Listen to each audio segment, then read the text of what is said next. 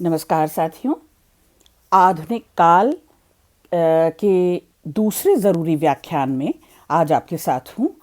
आज हम प्रगतिवाद की प्रमुख प्रवृत्तियों पर बात करेंगे। प्रगतिवाद को आप पहले समझ लें। दर्शन के क्षेत्र में, दर्शन में जिसे द्वंद्वात्मक भौतिकवाद कहते हैं, माने संघर्ष से, जूझ से ही नई चेतना का जन्म होता है। तो द्वंद्वात्मक भौतिक जो है वो विकासवाद माना जाता है, यानी उसी से विकसित होती है नई चेतना। राजनीति में जो साम्यवाद है, साहित्य में वही प्रगतिवाद है।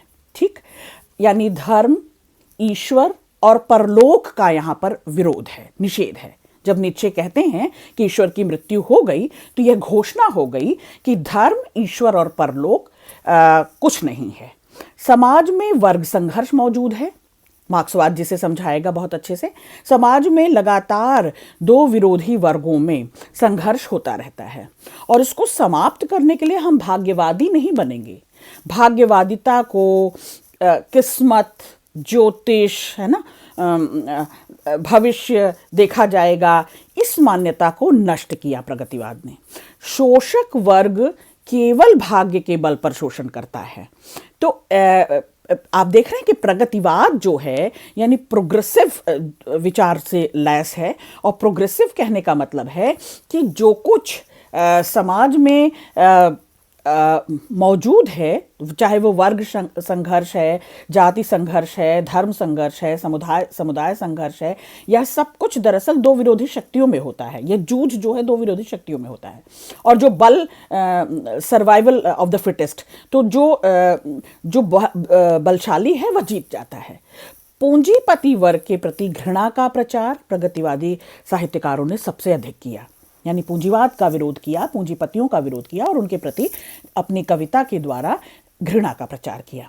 साथियों, शोषित वर्ग उनकी दीनहीन दशा का बिल्कुल यथार्थ चित्रण किया और दोनों वर्गों के भेद को स्पष्ट किया। क्या मतलब है इसका? कि हमेशा समाज में उच्च वर्ग, निम्न वर्ग और मध्य वर्ग तो रहता ही है, वह तो पिसता ही है। ये उच्च वर्ग जो है निम्न वर्ग का सरप्लस, दरअसल उनका जो कुछ भी हक है, हिस्सा है, उनकी मेहनत का हिस्सा है, यह उच्च वर्ग हमेशा अपने कंट्रोल पावर में रखता है, दबा कर रखता है और वह इसीलिए उनका शोषण करता है। और लगातार ये होता है। दो विरोधी शक्तियों की जूझ से ही नए विचार, नई ताकतें जन्म लेती हैं। चलिए, और नारी के प्रति भी इनका दृष्टिकोण बड़ा यथार्थवादी है। मतलब जो कुछ सामने दिखाई देता है, जो वास्तविक है, दरअसल वह उसकी बात करते हैं। वह रूपसी या वह नायिका या वह राज वैभव में पलने वाली राजदुलारी, राजकुमारी नहीं है, रानी नहीं है, कतई ईश्वरीय गुण और महिमा से संपन्न नहीं है। वह तो मजदूरी करने वाली कृषक बालिका है। आप समझ रहे हैं? यानी समाज में जो सचमुच में फैक्ट्स हैं कि वह स्त्रियों की जो सचमुच की दशा है, उसका चित्रण प्रगतिवादी कवियों ने किया। तो इसलिए नायिका जो है, या जिस स्त्री की ये बात करते हैं, जिस स्त्री को अपने कविता का केंद्रीय विषय वस्तु बनाते हैं, वो कोई राजदुलारी, राजकुमारी नहीं है। वह सुख समृद्धि में पलने वाली, वैभव में पलने वाली महान नायिका नहीं है, बल्कि वह सर्वहारा है, वह मजदूर है और वह कृषक बालिका है। ठीक, सरल शैली को इन सभी प्रगतिवादी कवियों ने अपनाया। अपनी रचना को, दरअसल उन्हें जनसाधारण से जोड़ना था ना, अपनी कविता को। तो जनोन्मुख कविताएं रची जा रही थी ना बेटा। तो जनोन्मुख अगर रची जा रही हैं या जनता को संबोधित करके रचनाएं की जा रही हैं, तो जनता की भाषा और सत्ता की भाषा अलग अलग होती है। जनता की भाषा में रची जा रही थी वे रचनाएं।